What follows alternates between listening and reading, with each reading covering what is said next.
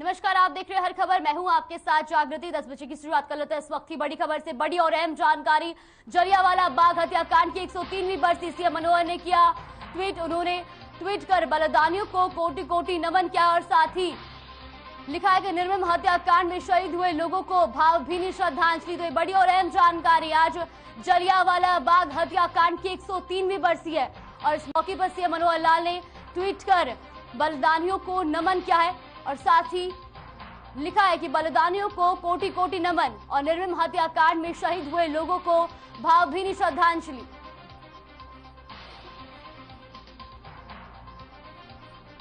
जलियांवाला बाग हत्याकांड की 103वीं बरसी, सीएम मनोहर ने किया ट्वीट। बलिदानियों को ट्वीट में कोटि कोटि किया नमन, निर्मम हत्याकांड में शहीद हुए लोगों को भावभीनी श्रद्धांजलि अर्पित की है।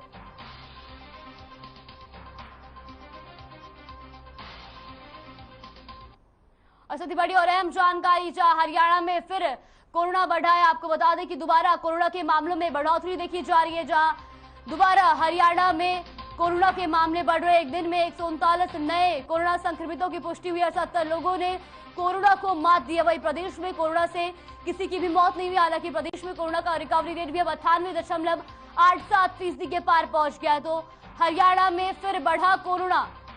एक दिन में मिले 139 नए मामले, 70 लोगों ने कोरोना को दी मात। तो प्रदेश में कोरोना से नहीं हुई कोई मौत। प्रदेश में कोरोना का रिकवरी रेट पहुंचा 98.87%। तो एक दिन में 139 नए कोरोना संक्रमितों की पुष्टि हुई और 70 लोगों ने कोरोना को मात दी है। वही आपको बता दें कि बीते 24 घंटे में प्रदेश में कोरोना के चलते कोई मौत नहीं हुई और इसी के साथ प्रदेश में कोरोना का रिकवरी रेट भी 98.87% के पार पहुंच गया। तो एक बार फिर से देश और प्रदेश में कोरोना के मामलों में बढ़ोतरी देखी जा रही है। हरियाणा में भी बीते 24 घंटे में 139 नए कोरोना संक्रमितों की पुष्टि हुई है। तो बीते 24 घंटे में 70 से ज्यादा लोगों ने कोरोना को मात दिया। हालांकि किसी की भी कोरोना के चलते जान नहीं गई।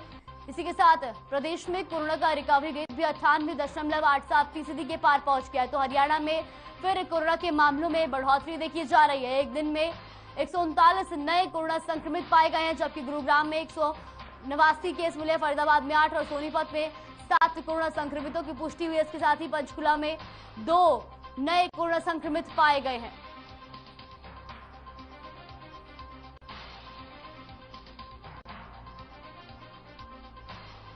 तो हरियाणा में फिर बढ़ रहा है कोरोना। बीते 24 घंटे में 139 नए कोरोना संक्रमितों की पुष्टि हुई है और 70 से ज्यादा लोगों ने कोरोना को मात दी है। तो वही प्रदेश में कोरोना का रिकवरी रेट भी अब 98.87% के पार पहुंच गया है।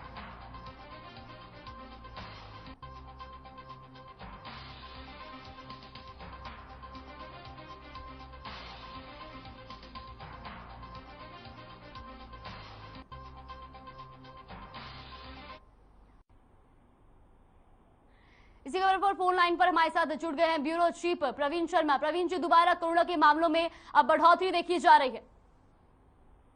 जी बिल्कुल, देखिए जिस तरह से कल का आंकड़ा आया वो वाकई काफी डरा देने वाला है, क्योंकि कल की अगर हम बात करें तो गुरुग्राम में 129 कोरोना के नए पेशेंट आए हैं और गनीमत ये रही कि ओमिक्रॉन का इसमें कोई भी पेशेंट नहीं है, सभी पुराने वेरिएंट के हैं। लेकिन अचानक से 129 पेशेंट आना कहीं ना कहीं चिंता का विषय है, क्योंकि अगर हम पिछले एक हफ्ते से बात करें तो गुरुग्राम में लगातार पेशेंट्स की बढ़ोतरी हो रही है और पिछले 12 दिनों में आंकड़ा डबल हो गया है। तो कहीं ना कहीं गुरुग्राम वासियों के लिए चिंता का विषय है, क्योंकि जिस तरह से सरकार ने 31 तारीख को गाइडलाइंस हटा दी थी सभी कोरोना से जुड़ी, उसके बाद इतने केस आना कहीं ना कहीं साफ तौर पर लापरवाही दिखाता है, क्योंकि लोग अब मास्क का उपयोग नहीं कर रहे हैं, ना 2 गज की दूरी का उपयोग कर रहे हैं, ना ही सैनिटाइजर का उपयोग कर रहे हैं।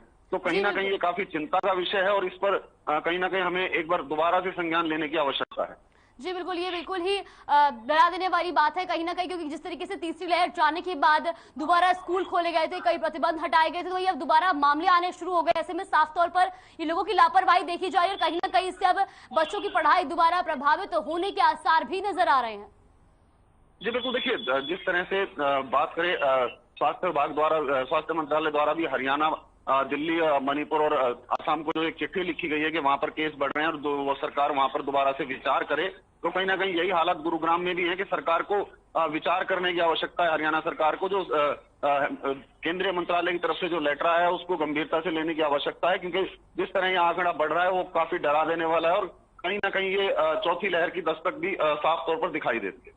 जी बिल्कुल, ऐसे में बच्चों के लिए खास तौर पर खतरा देखा जा रहा है, क्योंकि स्कूल पूर्ण रूप से खोल दिए गए थे, छोटी बच्चों के भी स्कूल खोल दिए गए थे, तो अब क्या एहतियात बरतते नजर आ रहे हैं लोग?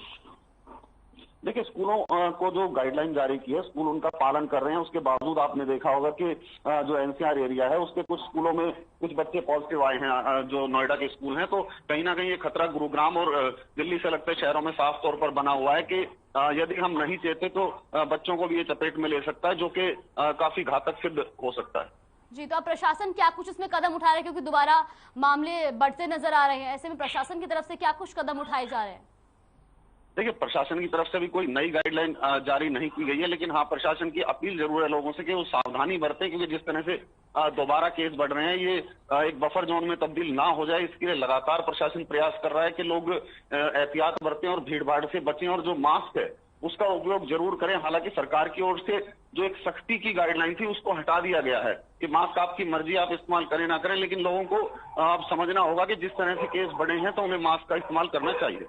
जी बिल्कुल, सरकार की ओर से तो मास्क फ्री किया गया था, लेकिन अब ये लोगों की जिम्मेदारी है कि उनको बीमारी से किस तरीके से बचना है। फिलहाल तमाम जानकारी के लिए आपका बहुत बहुत शुक्रिया प्रवीण जी, हमारे साथ जुड़ने के लिए और तमाम जानकारी हम तक साझा करने के लिए।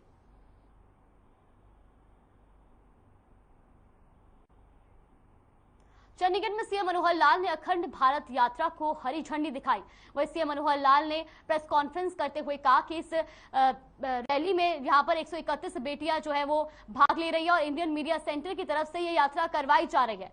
वही आपको बता दें कि उन्होंने साथ ही कहा कि यात्रा के जरिए समाज को जागरूक करने का काम किया जा रहा है और साथ ही समाज जागरण का संदेश दिया जाता है। इसके अलावा सीएम मनोहर लाल ने कहा कि 18 अप्रैल को सोनीपत में अखंड भारत यात्रा समाप्त होगी।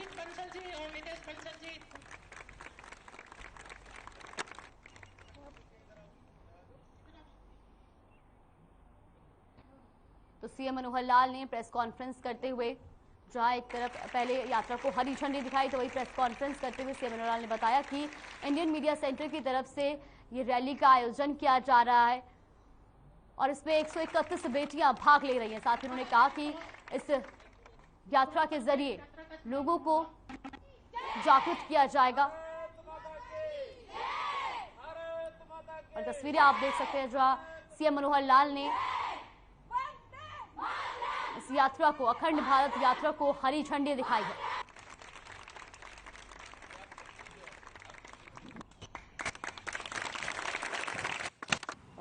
बहुत ही प्रसन्नता का ये विषय है कि इंडियन मीडिया सेंटर की ओर से और ये यात्रा इस बार ही नहीं तो बल्कि लगातार 2013 से ये यात्रा चल रही है। अगर इस हिसाब से देखा जाए तो ये 10वां एक प्रकार का यात्रा का ये दल है जो सारे देश भर में यात्रा करने वाला है। और ये भी अच्छी बात है कि हर बार इस यात्रा के माध्यम से कोई ना कोई समाज जागरण का कोई एक संदेश ये भी दिया जाता है। इस बार का थीम एक भारत श्रेष्ठ भारत की भावना के अंतर्गत अखंड भारत संदेश यात्रा ये जो रखा गया है, मैं इसके लिए आप सबको बहुत बहुत बधाई, बहुत बहुत शुभकामना देता हूँ। इवेंट्स बहुत प्रकार के होते हैं, चाहे छोटा इवेंट हो चाहे बड़ा हो, लेकिन उसका उद्देश्य क्या है, उस उद्देश्य को देख करके ही उस इवेंट का महत्व ये बनता है। आखिर ये उद्देश्य एक बहुत अच्छा बड़ा उद्देश्य है। मुझे भी अच्छा लग रहा है कि पिछली 10 यात्रा यानी आज से मिला करके 10वीं यात्रा है। इसमें से 2 या 3 यात्राओं में पहले भी मुझे आपके साथ एक प्रकार से थोड़ा समय बिताने का जो अवसर मिला, वो लगातार यादें बनी हुई हैं और इसी प्रकार से आप जीवन में सफलता प्राप्त करते रहें, नए संदेश देते रहें। इन्हीं शुभकामनाओं के साथ आपकी यात्रा की शुभ यात्रा की मंगल कामना करते हुए बहुत बहुत धन्यवाद, बहुत बहुत आभार।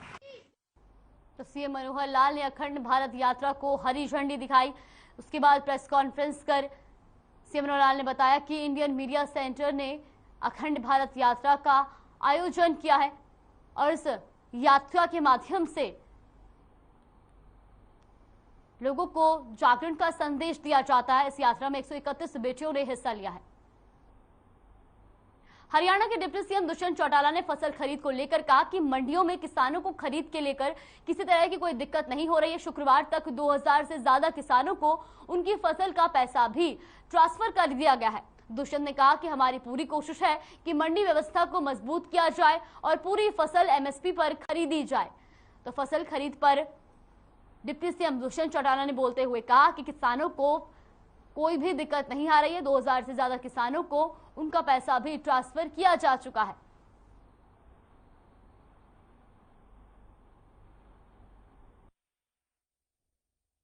खुशी के साथ कहना पड़ा क्योंकि 12 दिन से प्रोक्योरमेंट चल रही है। तो एक चीज विपक्ष आज मंडियों की अव्यवस्था के बारे में बात नहीं कर रहा क्योंकि व्यवस्था बहुत अच्छी है। 11 लाख मेट्रिक टन से ज़्यादा गेहूं कल तक आ चुकी थी। 4 लाख से ज़्यादा मेट्रिक टन गेहूं गोदाम में पहुंच गई थी। कहीं भी आज उस चीज़ की दिक्कत नहीं है। मंडी के अंदर सुविधाएं किसानों को मिले, ये पूरी तौर पर सरकार ने अपनी दिशा निर्देश दे रखे और एमएसपी के ऊपर एक एक दाना खरीदा जाए। और साझा करते हुए खुशी होती है कि सरसों का एक दाना भी सरकार के खाते में नहीं बेच के गया क्योंकि वो 1500 से 2000 रुपये ज़्यादा भाव तक में मंडी को। शिक्षा मंत्री कंवरपाल गुर्जर ने कहा कि पहली कक्षा में एडमिशन आरटीई के तहत किए जाएंगे। जिन अभिभावकों की आमदनी कम है उनके बच्चों को भी पहली कक्षा को छोड़कर दूसरी कक्षा से एडमिशन देंगे। साथ ही उन्होंने कहा कि 134 ए में तबादलियां करवाई गई है। अब हर साल 134 ए के तहत हर साल एक कक्षा को खत्म किया जाएगा, जिसके तहत आने वाले 12 सालों में 134 ए पूरी तरह से खत्म हो जाएगी। हम सारे एडमिशन जो है आरटीई में करेंगे। तो उसमें हमने जो निर्णय लिया वो था पहली क्लास का, कि पहली क्लास के जो एडमिशन हम करेंगे वो आरटीई के माध्यम से करेंगे और 25% बच्चों को उसमें हम मौका देंगे कि जो गरीब बच्चे हैं, जिनके अभिभावक गरीब हैं, तो अगर वो हमें अप्लाई करेंगे और हम उनके नजदीक के जो भी स्कूल हैं 25% बच्चों को वहां पर मौका देंगे, उनकी फीस सरकार देगी। तो पूरा विचार करते हैं हमने विचार किया कि जो एक पहली क्लास में तो हम एडमिशन अब की बार करेंगे, ये आहिस्ता आहिस्ता ऐसे ही समाप्त होता जाएगा। अगले साल हम दूसरी क्लास करेंगे तो उसको फिर हम इसमें नहीं लेंगे, फिर तीसरी करेंगे तो उसमें। खबर महम से है, जहां रोहतक लोकसभा से बीजेपी सांसद अरविंद शर्मा और बीजेपी नेता शमशेर खरकड़ा भी ने शिरकत की। इस दौरान रोहिल्या धर्मशाला में कार्यक्रम में पहुंचने पर उनका फूल मालाओं से स्वागत किया गया। प्रजापति रोहिल्या और सैनी समाज की तरफ से पगड़ियां पहनाकर इनका स्वागत किया गया। इस दौरान बीजेपी सांसद अरविंद शर्मा ने रोहिल्ला धर्मशाला के लिए 11 लाख रुपए की अनुदान राशि की घोषणा की। इस दौरान सांसद अरविंद शर्मा ने कहा कि महम के क्षेत्र के लिए विकास कार्यों में किसी प्रकार की कमी नहीं आने दी जाएगी।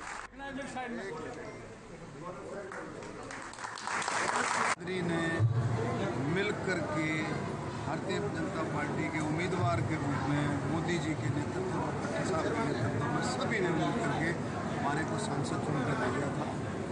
इनका प्यार प्रेम है। कोविड की महामारी की वजह से जो एक्टिवनेस है, थोड़ा सा लोगों से मिलने में प्रॉब्लम रही। अब वो कोविड की महामारी के बाद लोगों ने प्रोग्राम रखने शुरू किए हैं। इसी संदर्भ में आज रोहिला समाज ने आज अपना प्रोग्राम रखा है अपनी धर्मशाला में, अपने फैसिलिटी सेंटर में, चौपाड़ में इस प्रोग्राम में आए हैं और जो भी समाज ने जो बात लिखी है आपस में चर्चा की है। समाज पार्टी के लिए हमेशा समर्पित है भारतीय जनता। हरियाणा में बिजली व्यवस्था पर बिजली मंत्री रणजीत चौटाला ने जानकारी दी। उन्होंने कहा कि प्रदेश में इस वक्त 5200 से 6000 मेगावाट बिजली उपलब्ध है, जबकि 6500 की मांग थी, वही 1400 मेगावाट बिजली अडानी से मिल रही थी, वो नहीं मिली। उनके साथ ही कोई विवाद था, लेकिन अब उस पर आपसी सहमति बन गई है। साथ ही कहा कि हरियाणा में कोयले का कोई संकट नहीं है। खेदड़ की यूनिट टेक्निकल फॉल्ट के चलते 3 दिन बिजली ठप हुई है, लेकिन अब ठीक हो गई है। इतना ही नहीं, बीते साल जून जुलाई तक प्रदेश में कई दिन से 12120 मेगावाट की टॉप डिमांड थी और इस बार भी मांग के मुताबिक बिजली उपलब्ध रहेगी।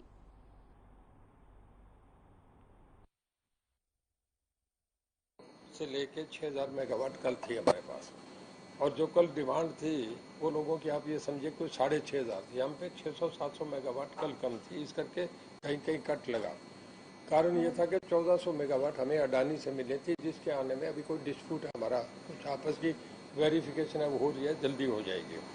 कल एक और वजह थी कि हमारा एक थर्मल का यूनिट जो था खेदर का वो बंद था, जिसमें 600 मेगावाट प्रोडक्शन है वो कल शाम से शुरू होगी, आज से अवेलेबल है। और 250 मेगावाट हमारी पानीपत की 3 यूनिट में एक बंद था, वो आज चल पड़ी, 2 पहले चल रही थी, आज हमारी सब ऑन है। तो 250 850 में मिल गई, तो जो 600-700 की थी वो आज हमारी कवर हो रही है, आज से नहीं होगी। बाकी हमें जरूरत पड़ती है तो कोई 12 रुपये पर यूनिट अभी बाजार में मिल रही है, सब लोग ले रहे हैं, हम पावर ले रहे हैं। कहीं भी हमारी कोशिश रहती है कि कहीं भी कट ना लगे, पर कहीं क्योंकि पीक सीजन है कि 10-20 मिनट का आ जाता है तो भी उसे हम रोकने की कोशिश कर रहे हैं।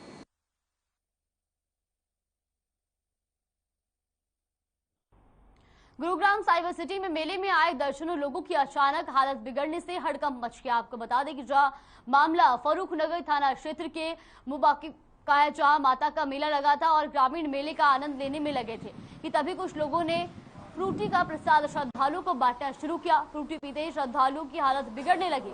सभी को आनंद फानंद में गुरुग्राम के सेक्टर 10 के सरकारी अस्पताल में भर्ती कराया गया। वही अब इलाज के बाद सभी की हालत ठीक बताई जा रही है। फिलहाल सूचना पर पहुंची पुलिस ने मामले की तफ्तीश शुरू कर दी है।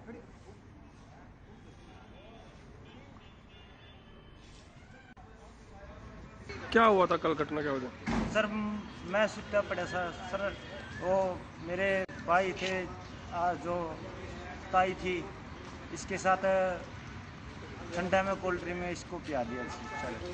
अच्छा, इसको फिर ना सोती थी कुछ भी, मैं उठा जी, जो बच्चे जो जग रहे थे नहीं उसको सारा को पिया दी, जो सुते थे नहीं उसको नहीं पियाया था। नाम क्या आपका? ये क्या बात होती, कहाँ गए थे रात को आप लोग? माता पे आए थे ना यहाँ। कहाँ?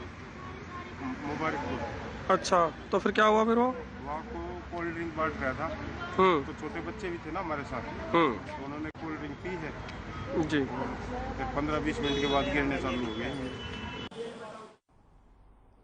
हिसार में एनसीईआरटी की नकली किताबों के मामले को लेकर सीएम फ्लाइंग एक्शन मोड में है, जिसके तहत सीएम फ्लाइंग ने जिले के हांसी क्षेत्र में लाल सड़क के नजदीक मुल्तान किताब घर और बडसी गेट के बाहर मित्तल बुक डिपो पर टीम ने रेड की है। इस दौरान सीएम फ्लाइंग के साथ एनसीईआरटी के अधिकारी भी मौजूद रहे। वही एनसीईआरटी की टीम ने मौके से कुछ किताबों का सैंपल लिया है और अब उन्हें जांच के लिए लैब में भेजा जाएगा। जानकारी के मुताबिक सीएम फ्लाइंग ने एनसीईआरटी की नकली किताब बेचने की सूचना पर ये रेड की है।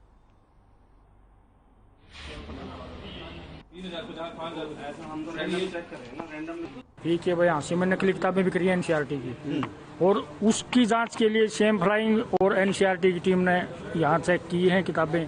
अब उनका रिजल्ट क्या रहेगा वो अपने साथ ले जा रहे हैं, वो टेक्निकल मैटर है, वो चेक करेंगे। चेक करने के लिए हमने मुल्तान किताब घर चेक किया जी। किताबें चेकिंग, फर्दर चेकिंग के लिए हमने अपने कब्जे में ली है। कितनी किताबें ली हैं आपने? 37 के करीब किताबें हैं। इनका कैरिकुलम चेक करेंगे क्या करेंगे? नहीं, कैरिकुलम चेक करने से नहीं, इसको कि ये किताबें असली हैं या नकली हैं। अच्छा, ठीक है ना? कुछ असली नकली का कुछ पता चल? नहीं, देखिए अभी प्राइमा फेसिया में कुछ पता लगा? प्राइमा फेसिया में अभी तो सिर्फ शक के आधार पे किताबें जो हैं वो ली गई हैं इनसे।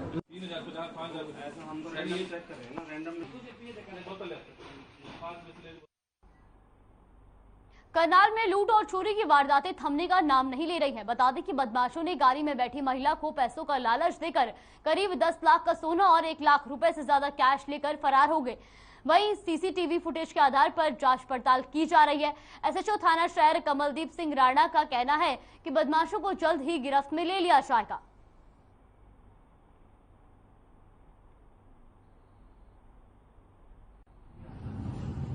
एक महिला थी जिसकी वैगनार गाड़ी यहीं पार्क थी और उसकी बेटी उसको अपनी मदर को यहाँ छोड़ के और वो अंदर बाजार में चली गई थी और उसका मदर उसकी यहाँ बैठी हुई थी ड्राइवर के साइड वाली सीट पे, फ्रंट सीट पे।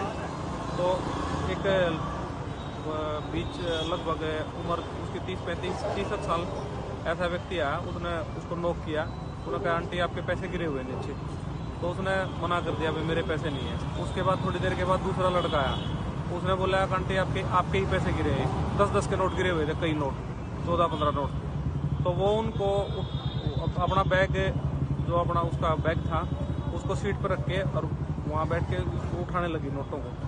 जब वो नोट उठा रही थी तो उसके बाद उसने देखा तो वो तब तक उसका बैग गायब है यहाँ से। दोनों इकट्ठे थे। तो उनकी बेटी ना कोई सामान लेने आई थी इधर। तो उनकी माता जी थोड़ी सी मतलब काफी एज थे। तो उनके आगे ना किसी ने आके 8-10 नोट गिर दिए 10-10 के। उन्होंने कहा आपके पैसे गिरे हुए हैं। वो कहती है नहीं बेटे मेरे नहीं है। कहता नहीं आंटी आपके ही है, मैं तो वैसे ही रुकी आपको बताने के लिए। उसने सोचा भी चल मेरे ही होंगे, भी भलाई कर रहा है मेरी। वो नीचे जो झुकी उठाने के लिए, बस वो भारी भी थे थोड़े एकदम। अब आम आदमियों का अलर्ट हो जाता है, वो भारी थे। वो थोड़ा ऐसे करने लगे, उठाने लगे, इतनी देर में साफ। कांग्रेस की लड़ाई इस्तीफे पर आई। जी हां, हम बात कर रहे हैं हरियाणा कांग्रेस की, जिसकी अंतर्कलह एक बार फिर से खुलकर सामने आई है। कहा जा रहा है कि सोनिया गांधी से मुलाकात में कुमारी शैलजा ने प्रदेश अध्यक्ष पद से इस्तीफे की पेशकश की है। कुमारी शैलजा का आरोप है कि उन्हें काम करने की पूरी आजादी नहीं मिल पा रही है। भूपेंद्र सिंह हुड्डा भी संगठन में बदलाव की मांग लगातार करते रहे हैं। कुमारी शैलजा की जगह किसी और को प्रदेश अध्यक्ष बनाना भी पार्टी हाईकमान के लिए आसान नहीं होगा, क्योंकि कुमारी शैलजा महिला है और दलित समाज से आती हैं। देखिए रिपोर्ट।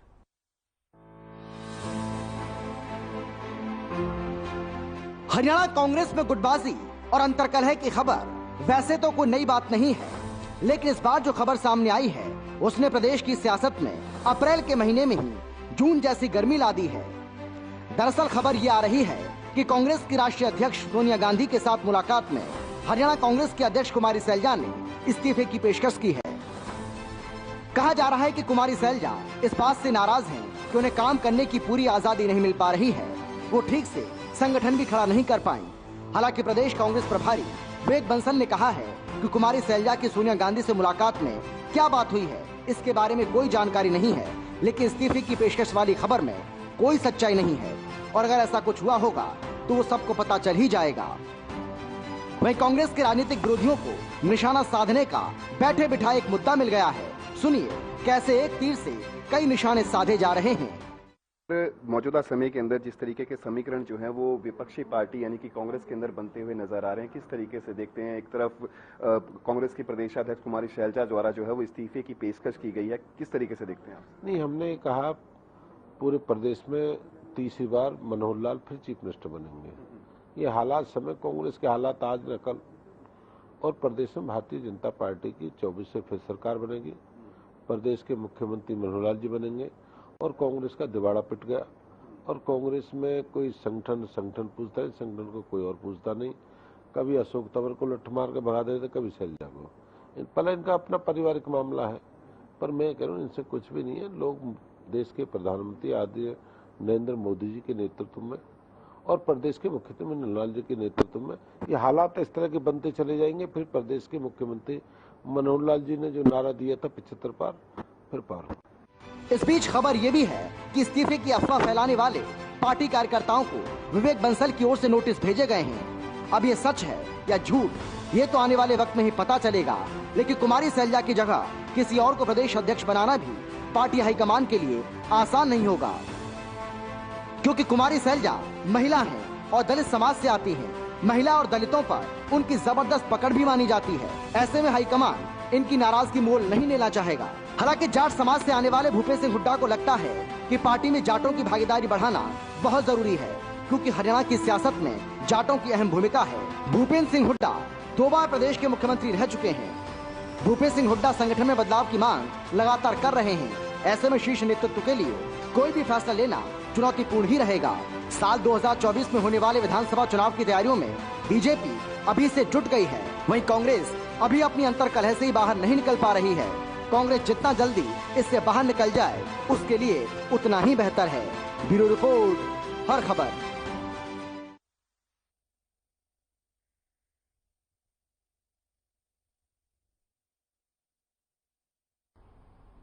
चलिए फिलहाल के लिए इस बुलेटिन में बस इतना ही। बने रहिए हमारे साथ। नमस्कार।